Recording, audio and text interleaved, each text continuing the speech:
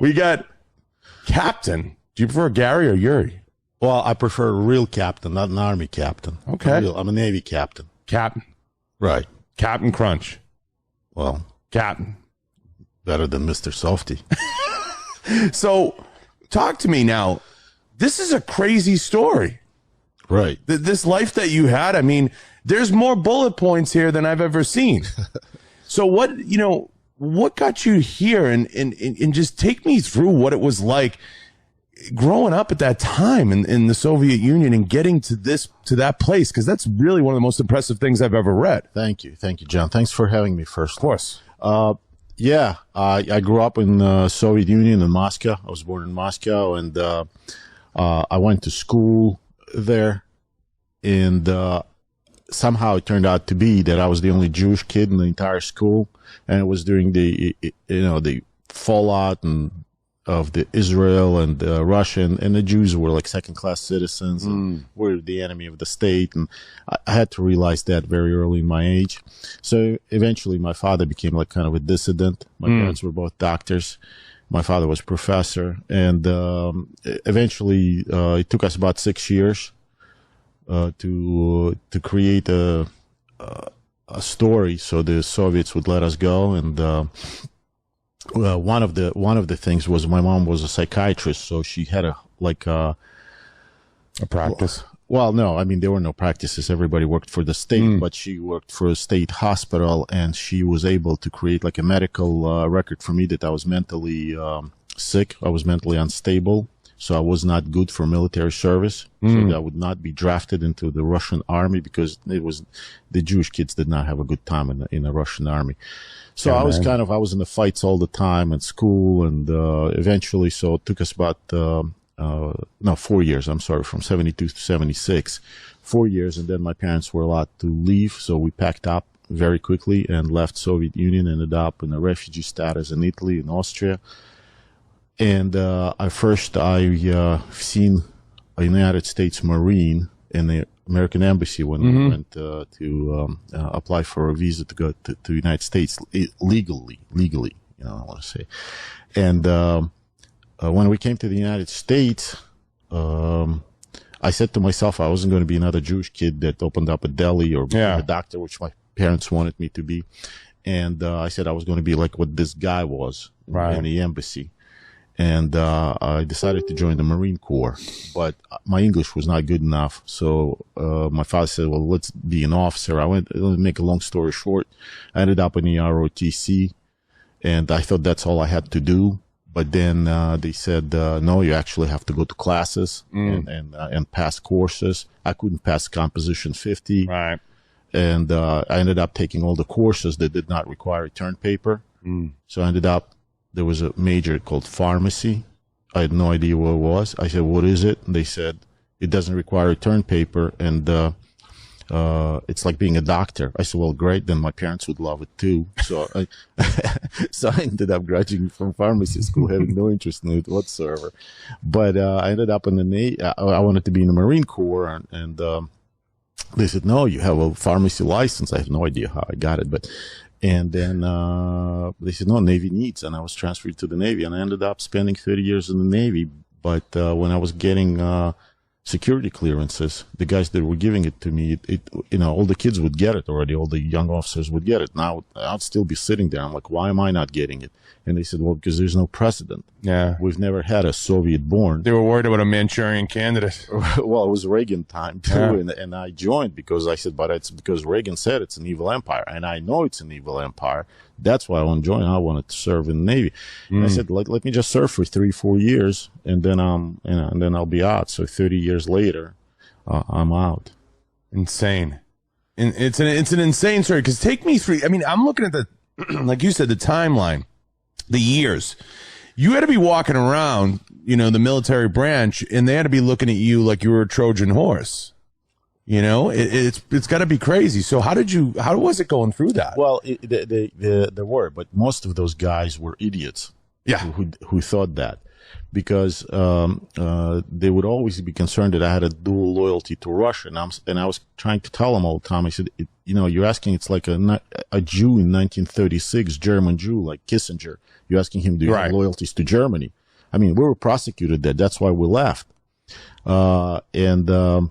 People just don't understand that. So, well, yeah, I mean, they're bureaucrats. It's not their fault. They're bureaucrats. They go through the checklist. They hear the accent and instantly you're judged. Right. And, but the guys that did matter, the upper echelon in the military. I can relate to having a thick accent and people judging me, What accent? I mean, really. I'm from Boston. Everyone assumes I'm retarded. What? Oh. Oh, I thought, because that's why I was trying to speak slowly to you. I know. All right, okay. You have to adjust. You got to give me a minute to catch up. Okay, all right. So because I don't hear that I have any kind of accent. But anyway, so no, but the upper echelon people, they recognized that I had value I could add on to our service. And then when the Soviet Union collapsed, they were looking for people who could speak Russian and things like this. So I ended up doing a lot of things. I ended up doing mostly anti-terrorism and arms control in the military, even before 9/11, because I knew that Russia was a terrorist state and Afghanistan and all those things. I remember when they accused me of one thing, when the Russians pulled out of Afghanistan. And they were walking out, and my entire class got up and started clapping. Saying, we won. And I was just sitting there. Of course, the next day, these two guys in brown shirts and brown jackets, brown pants, brown shoes showed up, and they said, you're not happy that the Russians left and lost in Afghanistan because you are kind of a Russian. And I'm like, I'm not a Russian. I was never a Russian. But I said, yeah, I'm not happy because now we're going to end up being there and we're going to bleed there. And sure enough, that's what happened. But at that time, nobody believed me. Everybody thought mujahideen were nice guys. You've been on some really, really interesting staffs and probably worked more programs than you're listing here, judging by your background. That the unlisted stuff's probably what really interests me. Being in the background, I'll have to kill you then. Yeah, exactly. It's G14 classified. I'm really interested in the pharmacology side of it, in just your analysis from the inside out, because with COVID going on and everything that's happening, I got people telling me at very high levels that DARPA could be involved, that there's a lot of weird stuff going on right now inside of that segment of the military. Did you get a chance to see anything like that, or were you a part of any of those programs? Yeah, I was with the Defense Threat Reduction Agency because I did have a biology, chemistry background. I did some work on biological weapons, nuclear and chemical weapons. And I was at Fort Detrick, where it used to be developed and all those things. So, of course, there's a lot of danger in it and things that are going on that are not explainable to me. And, of course, government in its ineptness and incompetence could very well get involved in something, then drop it, and but it continues. It has legs, or grants are given out for political purposes, and everything is politicized right away. Of Absolutely. course. But I can tell you one thing. One time when I was stationed in Poland, my family came to visit me, and my good friend, who is also an officer in U.S. Navy. We studied together. We served on a ship together. We were always together. He's from the White Russian background, the Tsarist. His grandfather was chief of staff for the Tsarist general that fought the Reds, the communists. And my grandfather was on the communist side. But we were very close friends to this day, and our wives are friends. And they came to visit me in Poland with their family, and we went to Auschwitz, to Krakow, to visit the Auschwitz. And we're sitting there in a Jewish little hotel, and there was a couple there sitting. And they were older. They're probably my age now, but at that time they looked old to me.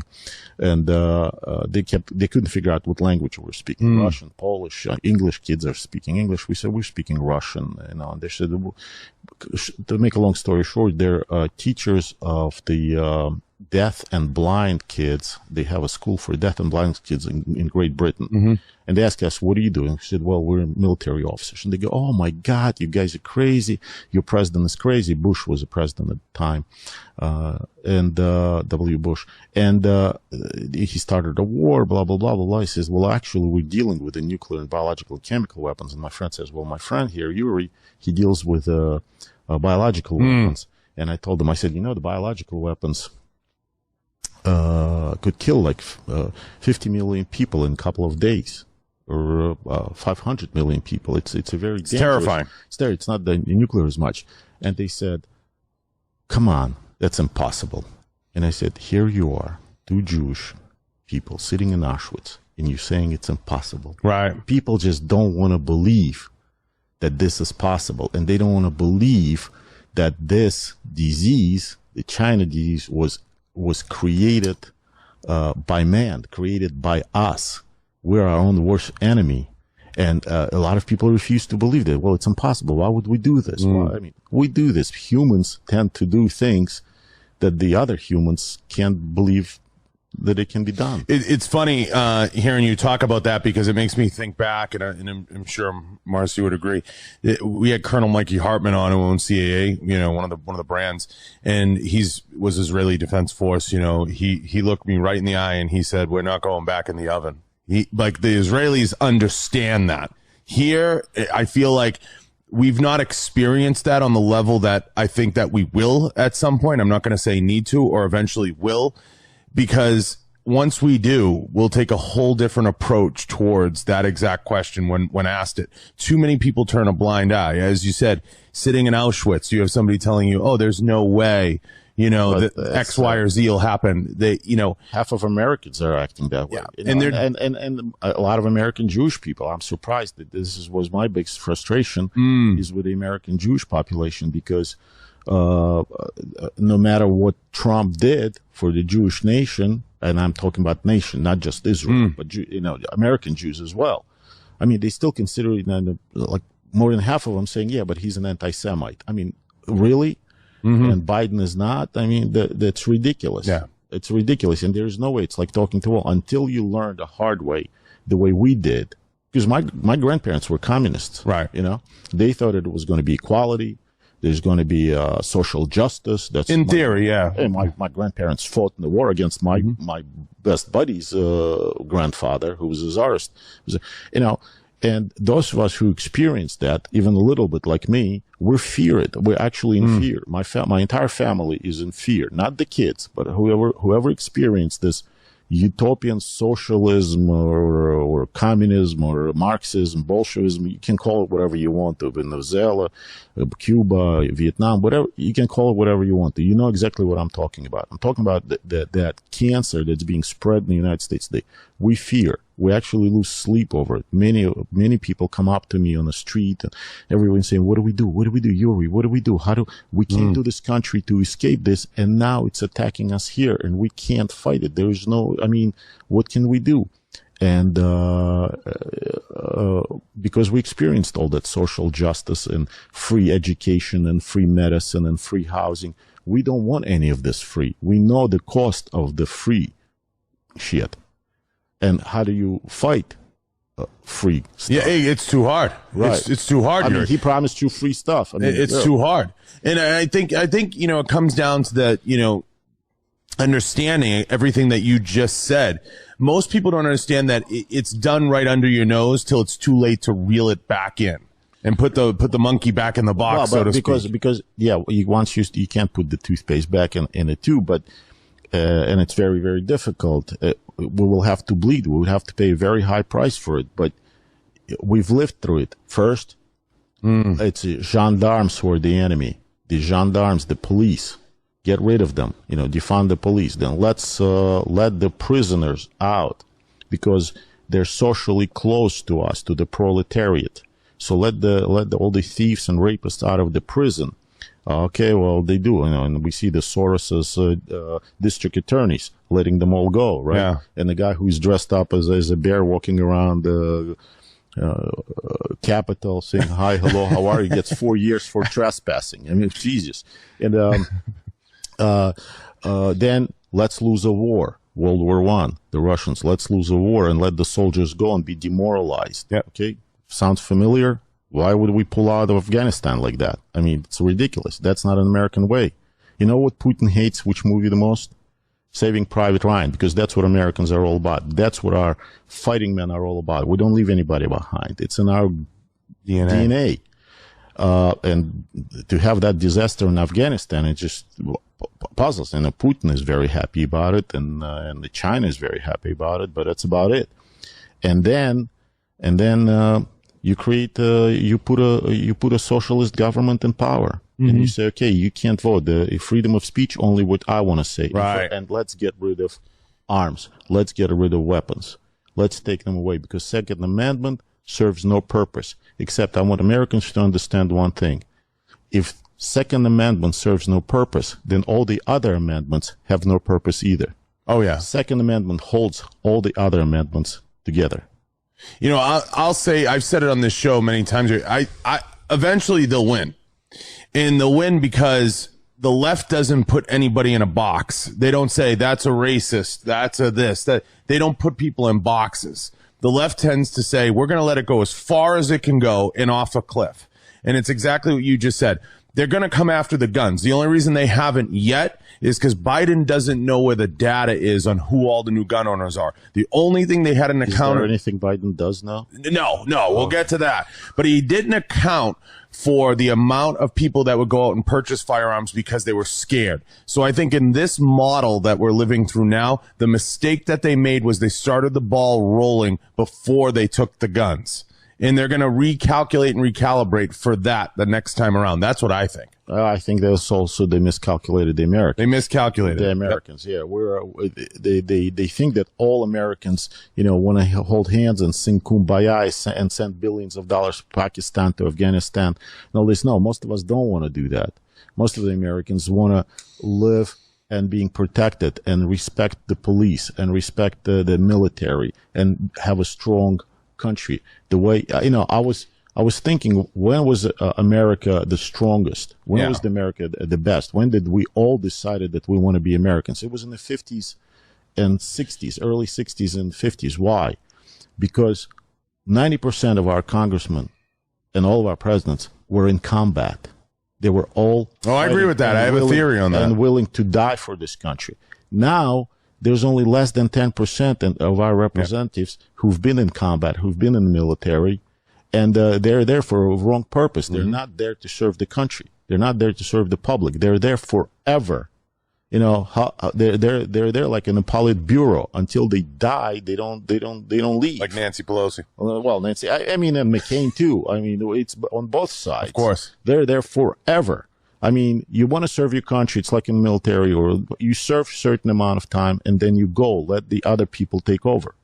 Yeah, the problem with elected officials in the United States, and we've talked about this very openly on this show, is you have the folks that get in and they become institutionalized. Trump liked to call it, MAGA liked to call it draining the swamp. That was what was used. That was the promotional word that was put out there. But I look at it as, you have almost like these swamp creatures. It's not just draining the swamp. They're like swamp creatures that lurk around. There's the politicians. Slimy. There's too much bureaucracy. And there's no way to weed it out. I got to ask, have you considered running for office? Because there's no doubt that you could be the right guy. I get a lot of pressure from a Russian-speaking community. Sure. From Miami area and from Philadelphia area, but I'm not a politician because I would get into a fight there and then they'll sue me and I'll be in prison or something like that. I also think that professional military people do not make good politicians. I tend to think that Colin Powell kind of, I think that he killed himself over it in a sense. I don't want to go into the details, but Afghanistan, I think, had an effect on him, the withdrawal. I think General Mattis, we just don't make it very well in the world of politics. Right. And people who've served 4, 5, 10 years and then they make a good politicians because they know both ways. But once you have that bug in you, that when you've been in the military 30 or more years, our DNA, our mentality changes. I don't think I would be serving our country well if I would be a politician. If I would be an appointee, some sort of, and I would work for somebody like Trump or for somebody who I believe as a true politician, as somebody who serves our country, and I would be an asset to him as an ambassador somewhere, or as a representative somewhere, or an advisor of some sort of on Russian-Ukrainian affairs, maybe. Yes, then I would be honored to do that. But a politician, I would not make a good politician. I feel that, it's like the thing is when you go for a job interview and they say, what's your weakness? In the interview, they say, well, my biggest weakness is I tell the truth. And they say, well, I don't think telling the truth is a weakness. And he says, well, I don't give a shit what you think, and didn't get the job, So sometimes as a politician, you have to say things that people want to hear. And it's not working with me very well. It's very difficult to toe that line of being a politician and being, someone who understands, like once you peek behind the curtain, like me in the firearms industry, I know where the bodies are, right. and when I talk to these guys or I have them on, they can't look me in the eye and say certain things. And I think with guys who have a career military background, I think some of that plays in. I think I look at it like this. No solar system can function with two suns. Right. So there can only be one sun in the solar system. Once you start to know a little too much, or in my case, sometimes too many of the people, you can't, that ecosystem doesn't work. And people can't bullshit themselves anymore. So it's kind of like, nah, dude, I know that guy. Like, I know exactly what's going on. Or I worked there. So it gets to become very frustrating, probably as a politician, if you were transitioning from military life. I would imagine that would almost feel restrictive in some ways. Well, I mean, I wake up every morning and I say, thank God I was born a soldier, a warrior than a politician. Because I really have difficulty time to see how could they do this? How can they? I mean, this is, I think, when many of us liked President Trump, because he was not like that.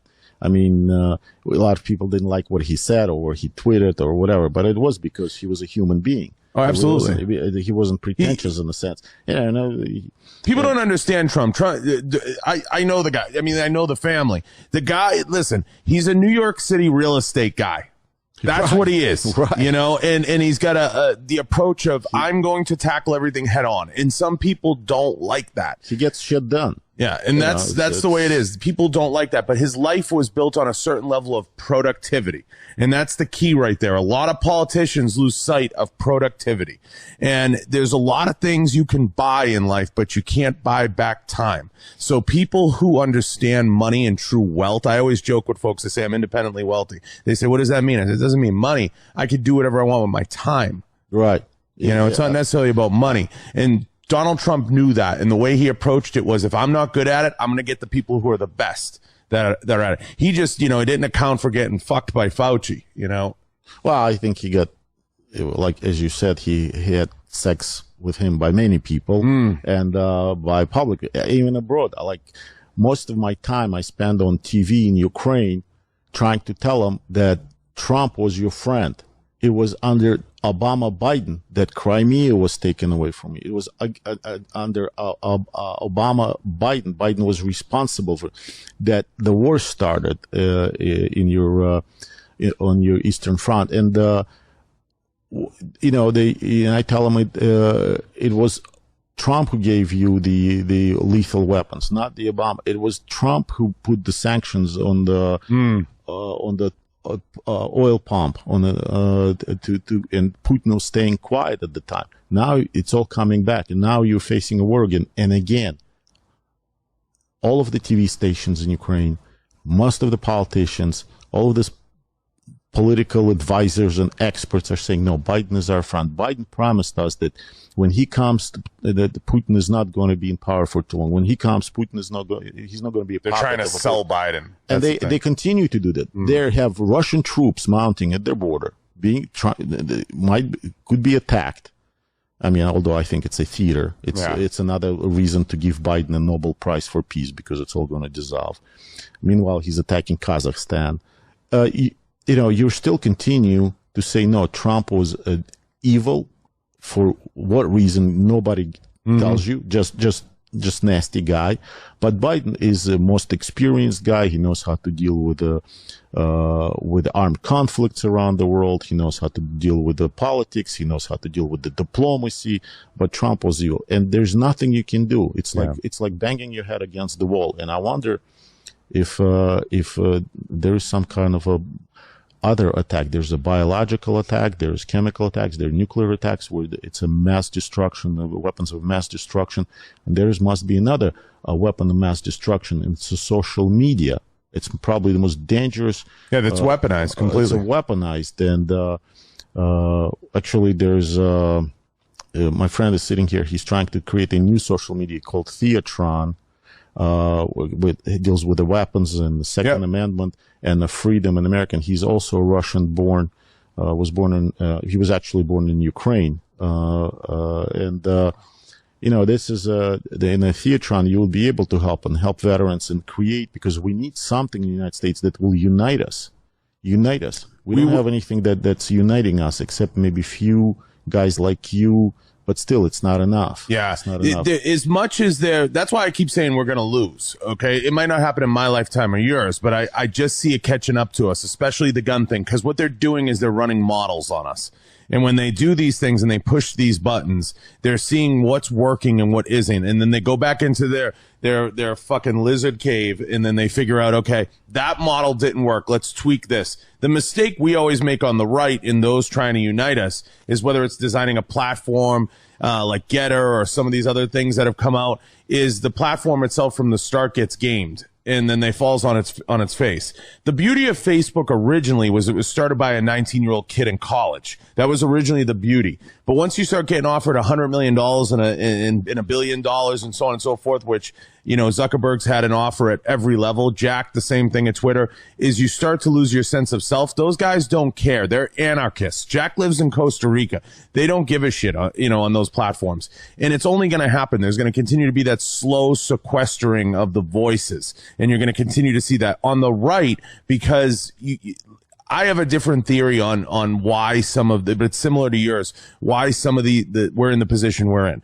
I think a lot of it has to do with exactly what you said, which is the greatest generation fought in World War II, and then they had children. That was the baby boomer generation. That is the worst generation to ever happen to this country ever. Well, because 100%. Well, and they have a lust for power. They won't give it up. That's why you see a lot of things starting to fall flat on its face, because everything else around them is moving too fast for them to comprehend.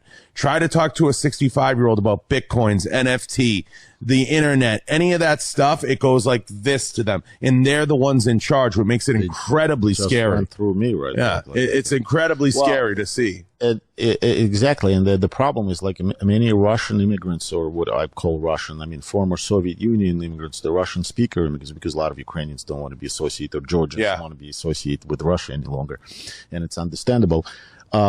They say, like, we came to this country, we work so hard, we have a nice house, 2-car garage, we have a fancy car, we go to Barbados, we have an apartment in Miami.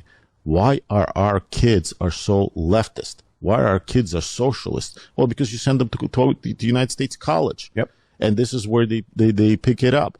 And you spend your time building the American dream, but your kids don't know. It's an old Arabic, I think, saying where the sheikh says, my grandfather rode a camel. My father rode a camel. I ride on a gold Rolls Royce.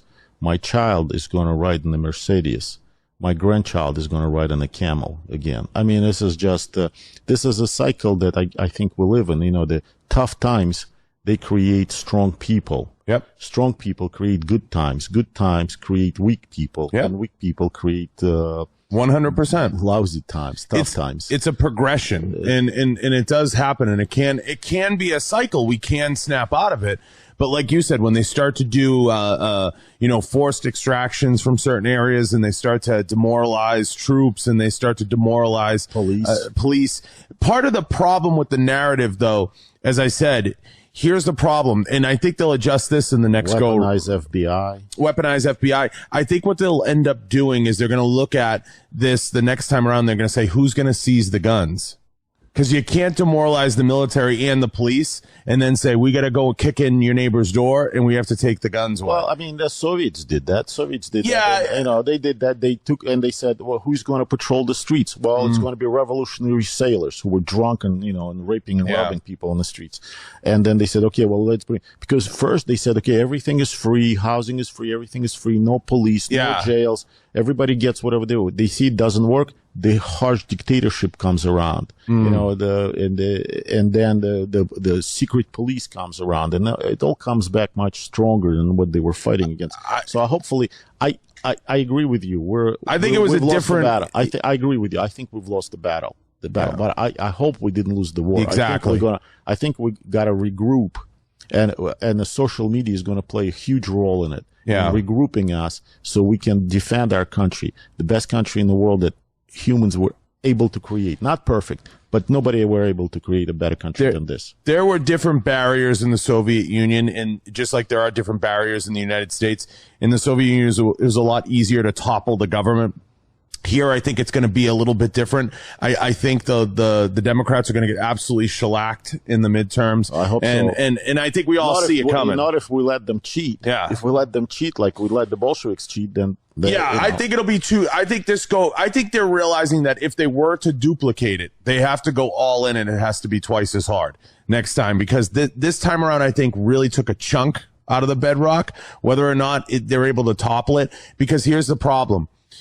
In the United States, the difference is it's a culture of like, everybody already looks at their neighbor like, fuck him.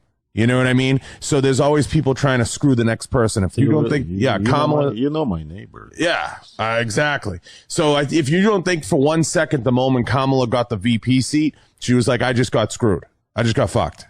Because she's unelectable, you can't do anything with her, and they only put her there because she had the deciding vote. This mental picture now. Do you mind? It's awful. It's disgusting. And here's the thing: in the United States, there's a lot of that. You know, we're not docile enough. We're much more aggressive, and I think I think the model this next time around is going to have to account for that. And Biden's just too old, and the story of him being an invalid is just too rich to pass up. And the media is already starting to turn on him, and that's the problem, because they're realizing he is the story. It's already starting to happen a little bit. I don't really even think it's, you know, again, I'm not a politician, but I don't think he's really in charge. I don't think he really runs anything. I think somebody's behind it. And maybe it's Obama. I mean, everybody in this administration is Obama appointees, and Obama is still in Washington. Yeah. He never left. I mean, that tradition of ours went down the toilet. But, you know what? I think if we don't win the Congress, or we don't win the White House, or we don't bring America back to the way it was, it's not going to be their fault. It's not going to be Democrats' fault. It's not going to be leftists' fault. It's going to be our own fault. It's going to be us fault because we didn't organize, because we didn't participate in it. We didn't go out and vote. We didn't take part in like those young pioneers that are walking around the streets and harvesting votes on the other side. It's our weakness. This time we have to be organized. We have to be dedicated to see that, volunteer one day to whatever, to be a poll watcher, or volunteer to help your candidate, to hand out leaflets. I don't know, walking around the streets, doing something, what they're doing. And this is how communists won. They rallied all these young people. They rallied all these passionate people who were for justice, for equality, for freedom. You know, all those slogans, communist slogans, they work. They work, especially particularly on young people. What I wanted to ask you, what is the number one thing? Because I've had Cuban, communists on. I've had Soviet. I've seen it. You know, the socialist agenda.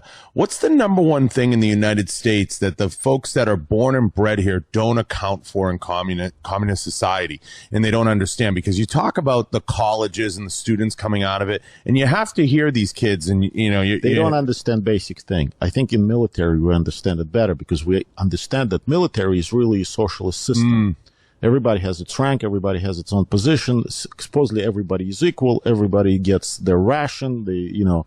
you get so much space to live in. You get so everyone many waits in line for bread. Everybody waits for line, so we know and how dysfunctional it is. Right. I mean, the only reason our military is better because all the other militaries are even less functional.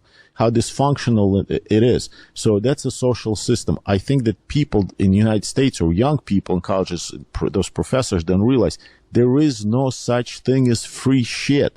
Somebody is paying for it. You're paying for it. The only reason you're not paying it directly to you. Right. Can I have this? Yeah, you can have it. Thank you. You're not paying it directly. You're paying it through the government. So there's all these bureaucrats, literally idiots or corrupt idiots sitting there and trying to send this money around so you get a free doctor, but only the doctor that you're going to get. They're going to tell you. Or school, the school you're going to go to, maybe you won't go to. So they don't understand somebody is paying. You're paying for it. Just not, you don't make a decision in how you're paying for it. Some idiot makes that decision for you. Some corrupt idiot makes that decision for you. So in order for you now to go to the school you want to, in order for you to go to the doctor you want to, in order for you to watch what you want to watch on TV, you have to bribe that official to do it. Right. So you end up paying twice or three times, and the system, and of course it doesn't work. Look at Venezuela, look at Cuba, look at Vietnam, look at China. All these countries that did so well at one point, comparing to what they thought they're going to do better, but they didn't. You know, my father was a surgeon. And I heard somebody say that, another surgeon say that at my friend's house. And I remember my father saying this. He says, when you perform a surgery and you've done well, you did good, stop. Don't try to make it better. Yeah. Because if you try to make it better, you're going to ruin it. When you get the deal you want, shut up. Yeah, do it. That's it. You got to know when to quit. We have the best country in the world. We were able to build the best society that the humans were ever able to do it throughout the history of mankind. Before we break it down, see if it works or not. Don't break it down before you know it. You can do a better one, because before you, people tried and it doesn't work. They've tried, it doesn't work. They've tried to have. I don't know if I'm allowed to say that. I mean, they've tried to have same-sex marriages before, but they don't produce kids. It doesn't work. Right. Okay, you can do it, feel free, but you're not going to have children naturally.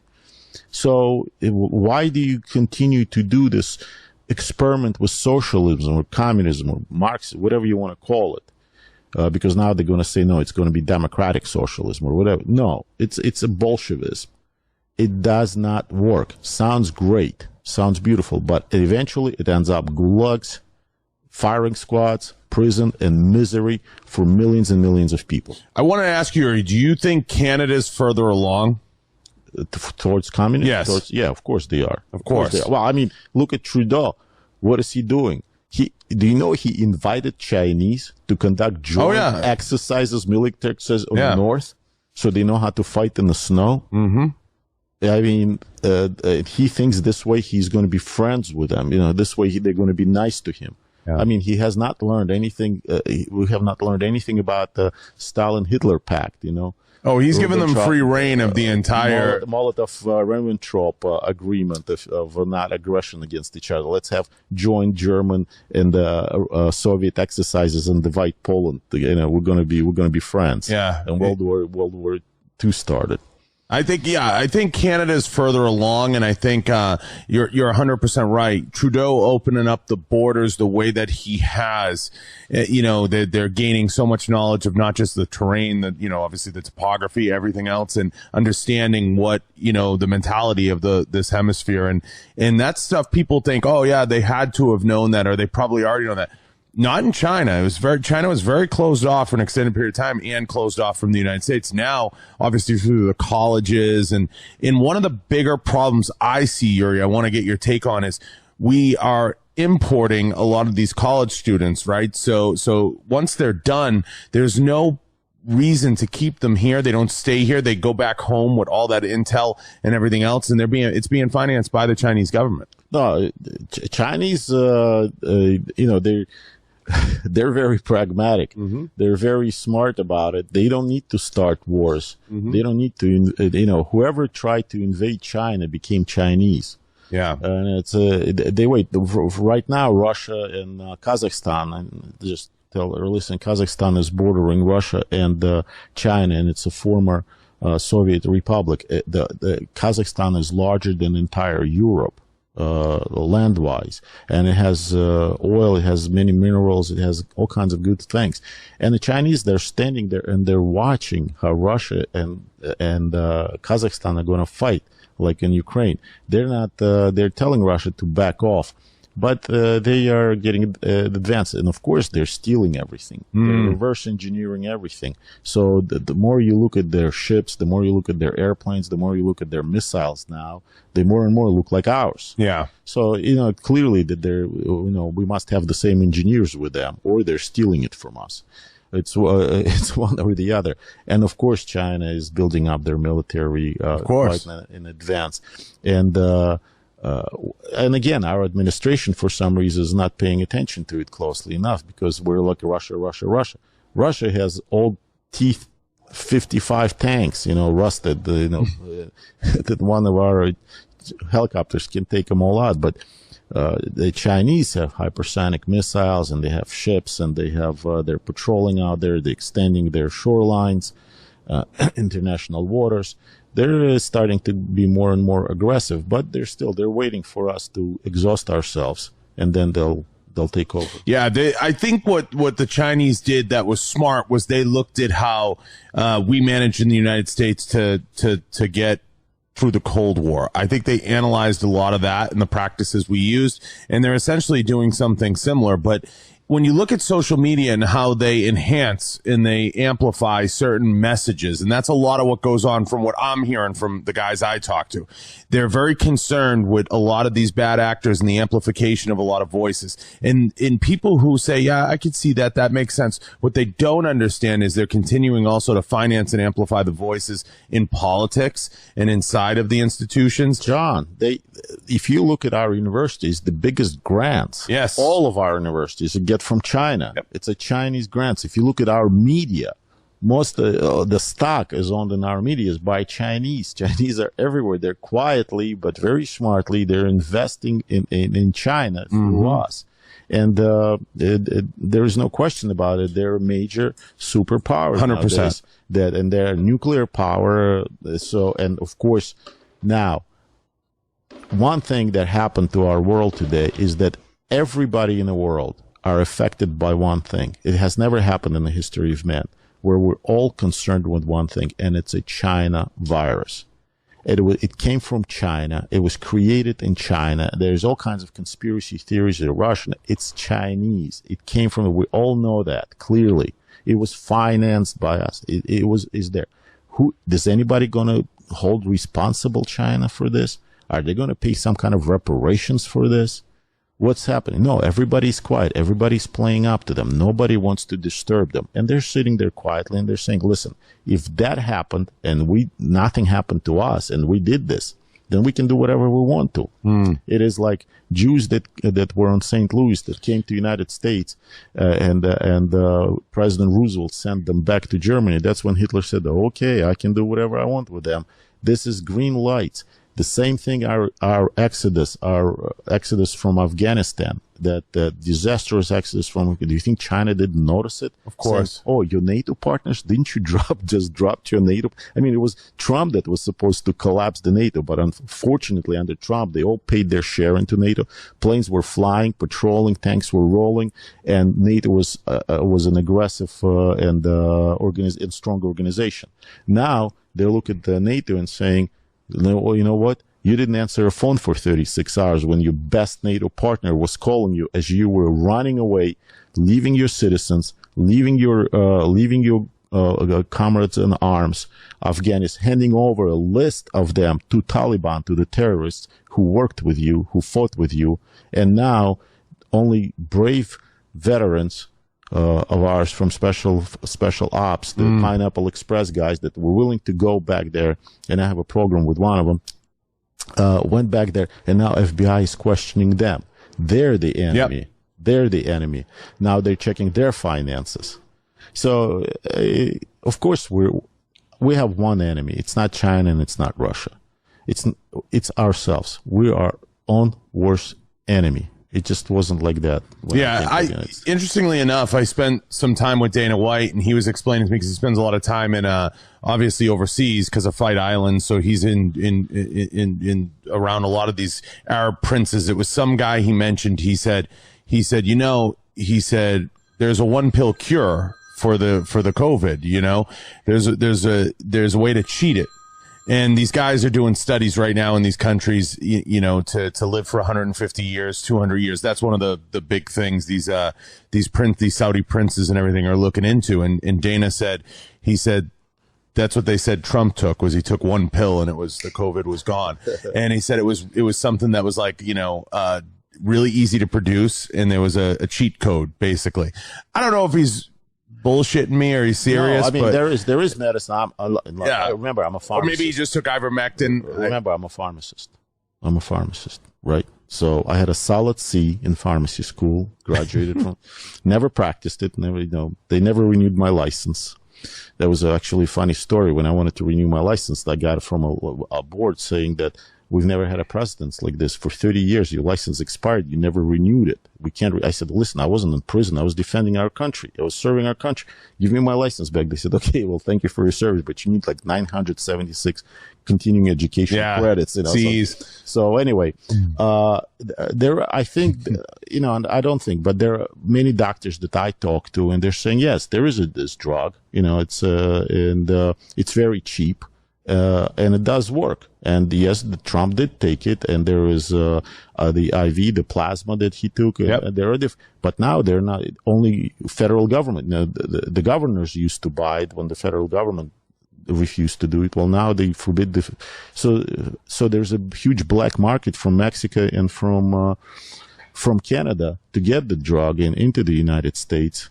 But I think one of the mistakes that Trump did, he took on big pharma as well. Mm-hmm. He took on China. He took on big pharma. He took on Congress and Senate that they shouldn't be there forever. There should be time limitation. He took on too much, but big pharma did not forgive him for that. No, I do. And as a pharmacist, I believe there is such thing as big pharma that they want to. Look at the building Pfizer is building in New York. Right. Did you see that building? It's insane. It is insane. The future of our cities is, the skyline used to be laced with insurance companies. It's going to be laced with pharmaceutical companies.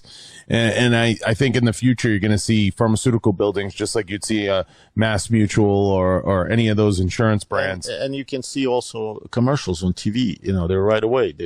That's all they do is like talk to your doctor. Yep. Side effects. Talk to your doctor. Your face falls off. You lose weight. You diabetes disappears. Everything is curable immediately, instantly, like instant coffee, when you woke up. And I think that is a problem with our society. Maybe we just got too fat and too lazy. Well, for years, I don't have to tell you, in the pharmaceutical business, it's cure the symptoms, not the problem. They tackle the symptoms, not the problem, and that causes some of the mistrust.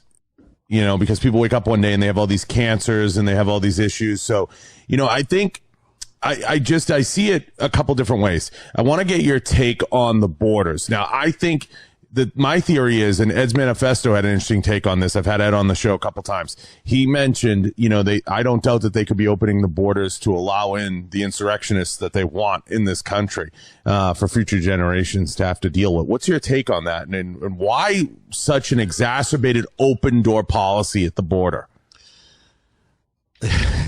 You're trying for me to try to think like they do. I could never think like they do, or why right. they do things the way they do. A lot of people ask me, why do Putin do this? I said, I have no idea, because he's a KGB thug, and that's the way he operates. These people that are in administration now, and this leftist ideology is to get rid of borders. Let all of us. Again, it was a Soviet ideology, Bolshevik ideology, proletariat of all countries united.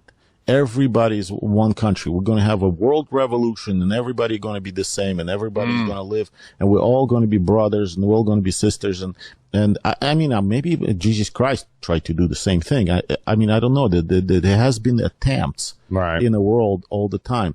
And I think that, to be honest with you, again, people like call me Trumpist, rather Trumplier to be called, but I'm not Trumpist or Trumplier in that people say I love Trump. I don't love Trump. I mean, I actually love, you know, one woman and 2 kids and 1 half dog.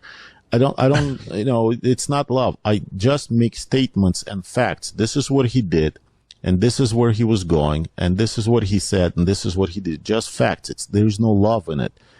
But I think that present administration, present cabal of the leftists, they hate America. I think they hate America. They hate guns. They hate independence. They hate freedom. They hate freedom of speech. They hate people. That's why you don't see them among people. Right. You don't see Pelosi going into the store and buying a loaf of bread. You don't see them among us. They have those huge walls around their houses, but because they hate us, they hate people, and they say, and they hate America. They hate what America stands for, and they were able to fool many Americans saying, no, this is love. This is love. We're spreading love this way. Well, you know what? If you listen to Hitler was spreading love. He was saying, when he was putting his hands like this in a speech and he's addressing the people, and Mussolini, he says, I love you. I want love. I want peace. I want peace in the world. But the Jews make me go to war with them. This is, and everybody, only if we could get rid of the Jews, everything is going to be fine. Does not work. They're doing the same thing. It's over and over the same thing. We never learn those lessons. They say they love you, but they hate you. I agree with all of that. It's incredibly terrifying. Now, I do want to get to who you feel controls the news, because the news is an interesting thing to me, especially the way that they've infiltrated into it. Idiots control it. Idiots. Now, no, the news control themselves. I have a very good Ukrainian friend who tells me, watch the suitcase, watch the suitcase with money. Wherever follow the money, follow the money. And of course, the news is controlled by a lot of money. If there is money in it, and you know, if you're a politician, it makes money for you. If you have money, you become a politician. Right. Politics create. It's a vicious circle that's a very, very difficult to break. Few of us that will break away. Watch this. We're going to be banned on YouTube. We're going to be banned on Facebook. We're going to be stricken. But the news somehow they make it. They say this. They could say the same thing we do, but they continue to speak, and nobody shuts them down. It's interestingly enough that, you know, they accuse Trump of being a dictator, but he didn't fire anybody. He didn't shut down any of the news channels. He didn't shut anybody up.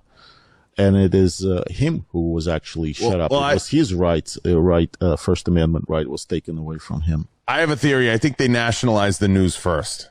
And I think the news was nationalized through all the different agencies sub-agencies that have been created by not just Bill Gates, but by the Clinton Foundation and by the different foundations that support all the news that comes out. That's money, right? It's money. And if you watch them, they actually, it's like a Soviet news. It's like in Russia or Putin news.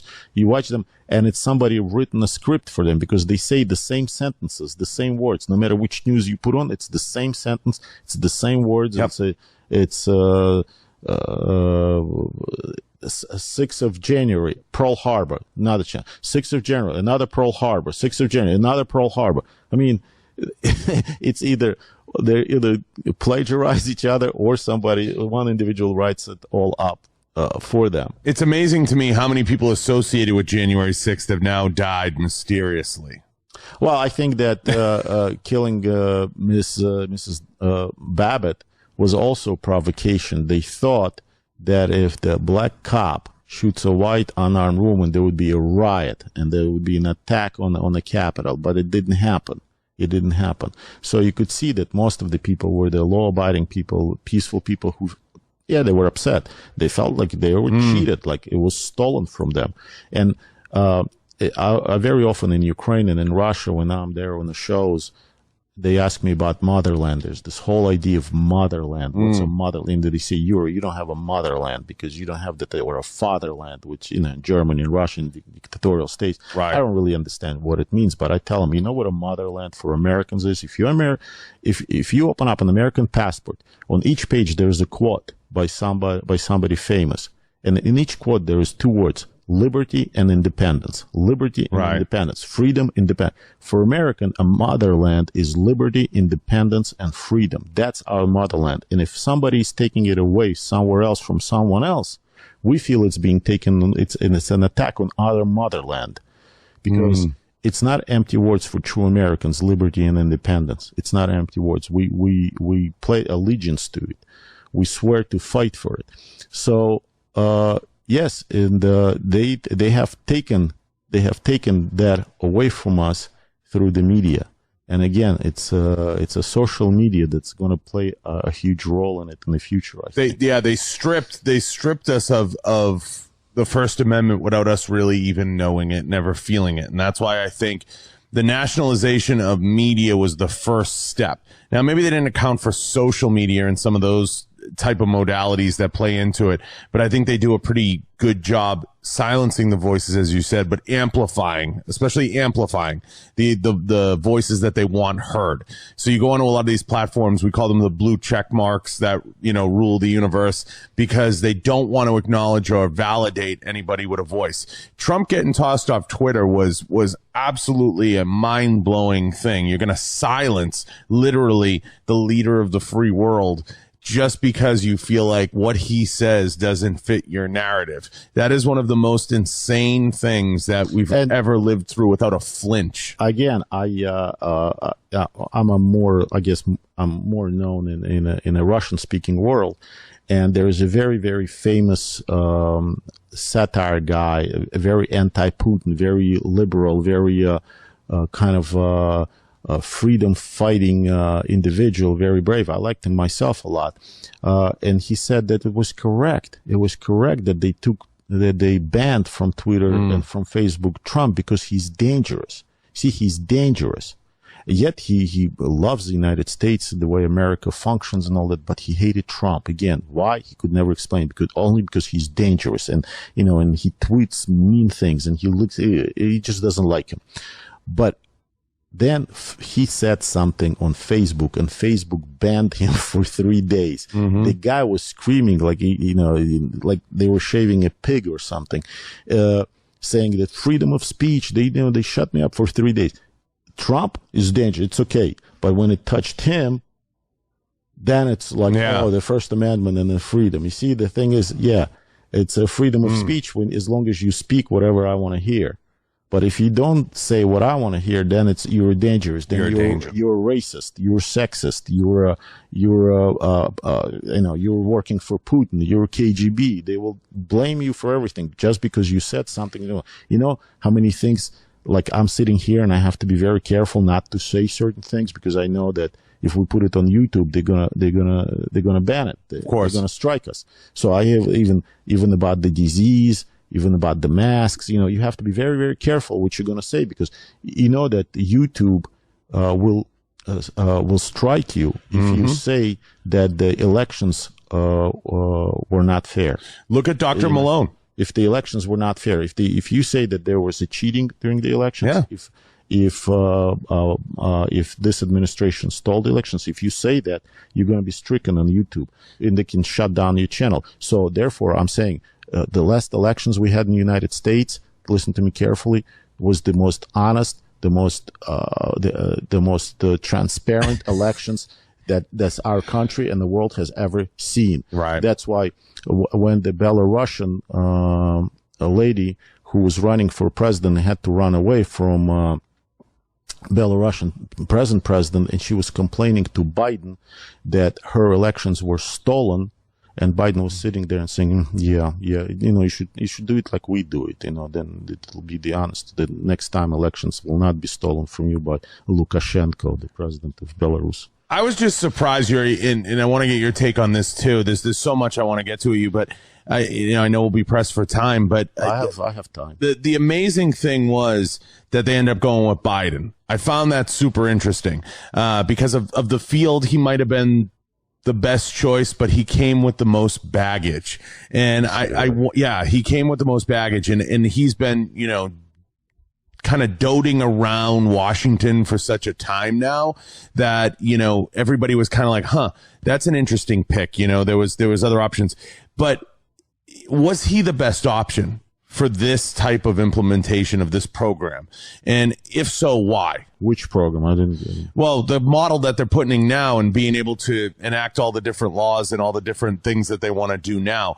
I don't see him. Of course he's the best. You think he's the best? Of course he's the best choice. He's asleep. Yeah. He's asleep. So once they're done doing all this, they'll wake him up and he'll say, "Oh yeah, I did it." So it's of course it's a good shit. Again, I don't think he's in charge. I don't think he's aware of what's going on. I don't think, and I don't mean it in a facetious way. I don't mean to make fun of him. I think it is an unfair.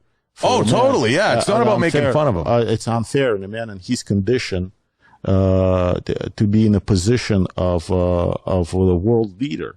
It's just not right. So I feel bad for him. No, I actually don't feel bad for him. I'm just saying it to be polite, but it's not right. And of course they have an agenda. Again, I don't think they're in charge. I think there is this Clinton-Obama clan that's running our country and making all these decisions in order to hold on to power. A lot of people will ask me why. Why are they doing this? Why are they doing it if it's bad for the country? It means it's bad for them. Well, why did Stalin do things that were bad for the country? Why did Hitler do those things? Why did a lot of leaders in the world did things that they thought that were good, but they were bad? They wanted Michelle Obama originally in the VP slot. That was the whole tie-in, but she didn't want it. Well, that was the original idea. I don't know if it's a good idea. Yeah, from what I heard inside the campaigns that they went to everyone else first. The thing is, I did not vote for Bush, W. Bush. Yeah. The reason, and at first I was very skeptical of Trump too. I said, well, all right, like Clinton, but I didn't vote for Clinton. The reason is because I think that in the United States, in our country, being a president should not be family business. Right. Just because your father was a president, doesn't mean you should be president. Actually, you should not be president. As a matter of fact, if your father is an admiral, you should join the army. If your father is a general, you should join the Navy or Air Force. It shouldn't be that stigma of your father's state. Just because your husband was a president doesn't mean the wife now needs to be a president. It should not be a family business. Well, that's the nature of U.S. politics, right? So even at the lower levels, like look at the NRA. I have friends at the NRA. Jason we met happens to be one of my really good friends at the NRA. I love those guys over at Iowa. But you look at the internal of a lot of these structures, the NSSF, NRA, it's very inbred, you know, at least politically. And a lot of them are people's cousins, people's nephews associated with those types of jobs.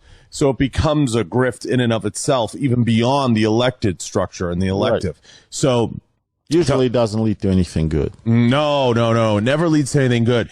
But within the American, you know, political experience, we have all these, like I said, sub-tyrannical groups that kind of run the other groups. And it's something that's needs to change because you're not getting the best and brightest. You're creating equality of outcome at that point. Well, there are many experiments that were set up by it. You can't do that. You can't hand out rations equally to everyone. Right. You can't have a guy in a wheelchair playing on a national basketball team or on a dance because he has no legs, because it's equality and we should be equal. I too wanted to be a cosmonaut. I wanted to go to the moon, but you know, I didn't cut it. So is it equality or not? Okay, yeah, I can blame it because I'm Jewish. You guys didn't make me an astronaut. No, it's because I can't see things, because I'm not strong enough. I'm not smart enough. It doesn't work like that. Every time you try to do it again, it's only to breed a corruption. It's only to create more corruption and more unfairness. The more those fairness that you want, the more unfairness you create. Does the racism narrative surprise you at all, that they've really pushed the racism narrative on everybody here? Or do you feel that that was a necessary element to divide and conquer?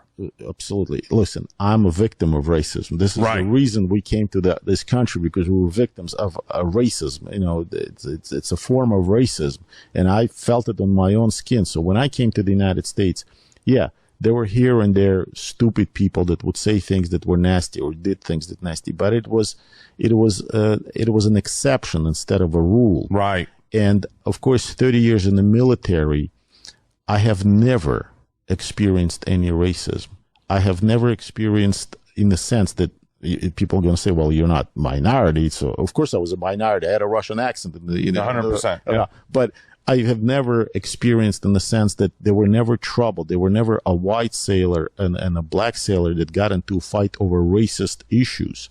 They were sexist. I mean, there were sexual harassment issues, quite often, but never a racial issues in the military. I've never experienced. That's why they say there's white supremacy in the military. I have never met the white supremacist in the military.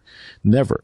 I had somebody come up to me and use an N-word or anything like that. Right. So I have never experienced personally. I'm sure it happens. I'm sure but again, it's an exception. It is not making a big deal.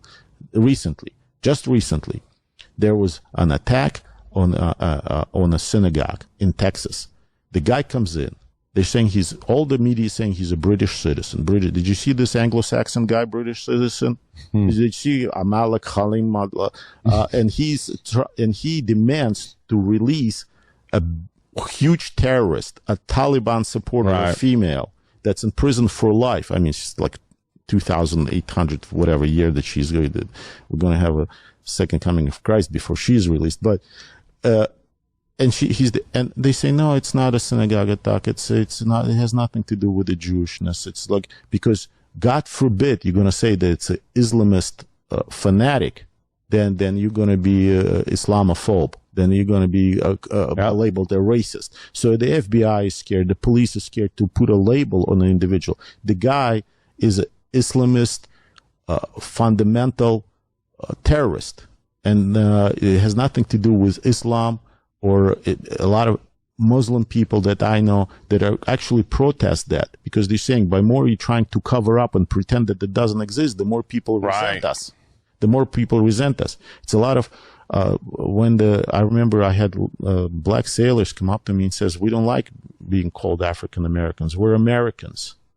You're not being called European Americans. You're Americans. We're Americans. We don't like that, because some did, and that brings just a split. We're all Americans. We're not Russian Americans. We're not Jewish Americans. We're not African Americans. We're Americans. There's a big desire, Yuri, to secularize. That's why I like military, because there we were all Americans. Yep. There's a big desire to fracture and create these clans almost.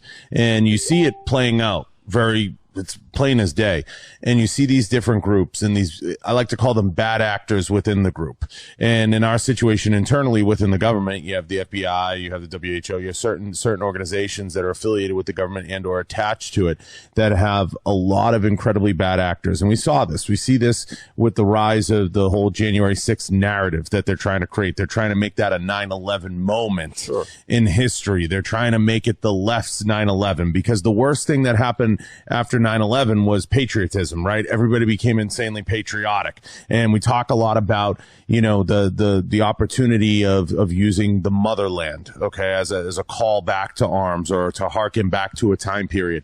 For us, it was always patriotism. That was the best thing ever sold to us, and we believed in it. And now they want to erode that. It all started with, we're going to kneel instead of standing. We're not going to say the national anthem. We're going to take this out of schools. We're going to take that out of schools, and we're going to secularize everything. And we're going to strip down everything that makes the almost like the force around everything, or the Holy Spirit around everything. We're going to take all that and break it all apart and fracture it, so we can create a divisive and secular movement within the structure that we already have, and topple the government from within.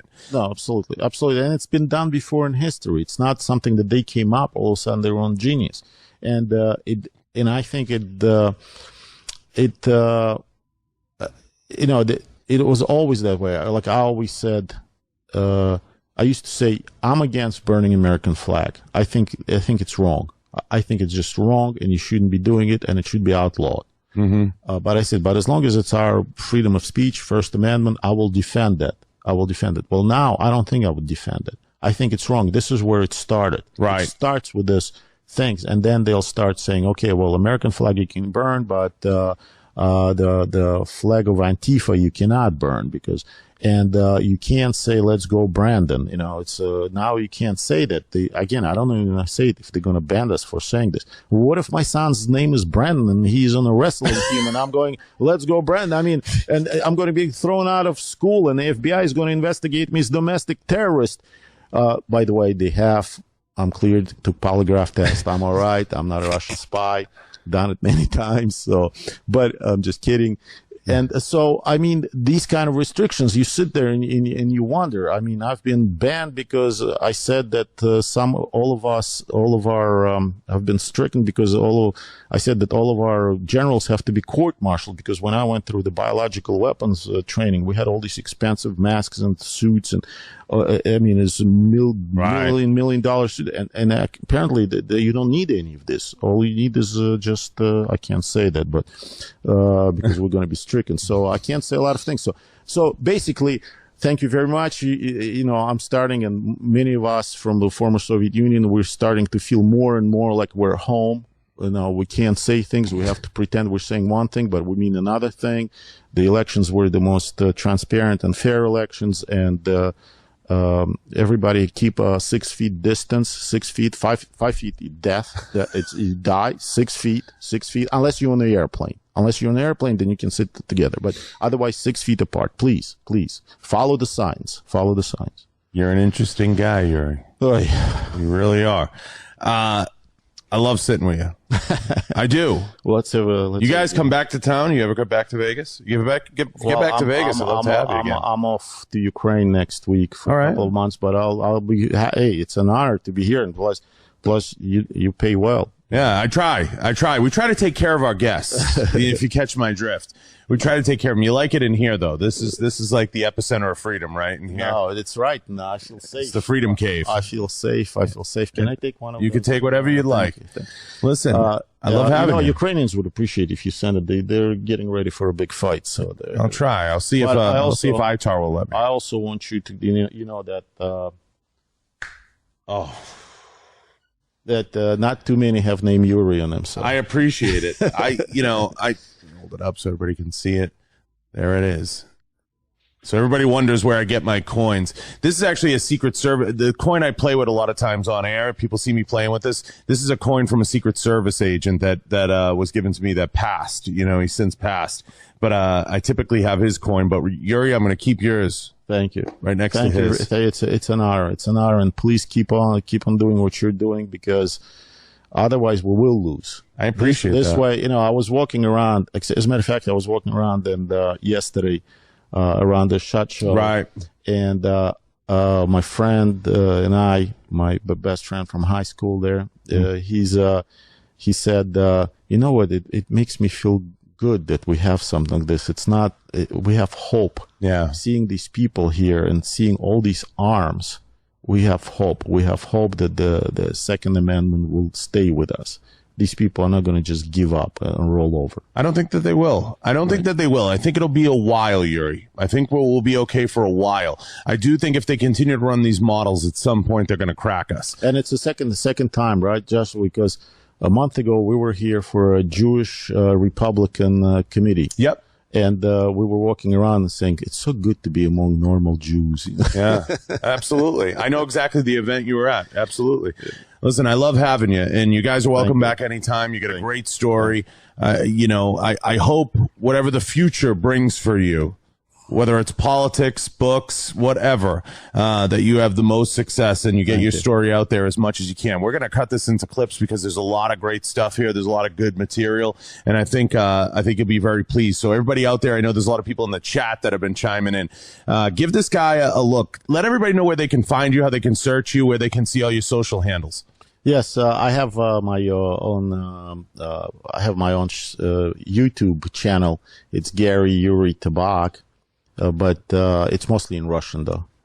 Sometimes I do it in English, but mostly in Russian. Well, go check it out, guys. You can put subtitles? Put English subtitles or no? I used to, but then I ran out of time. You should. Yeah, well, if anybody wants to volunteer. If anyone wants to volunteer to translate. I'd appreciate it. Yeah. He'd appreciate it. We can transcribe yeah. those episodes. Listen, I love having you guys. Welcome back anytime. I really appreciate it. You know, all the best of luck to you in whatever you decide to do. And hopefully you'll come back here and announce it.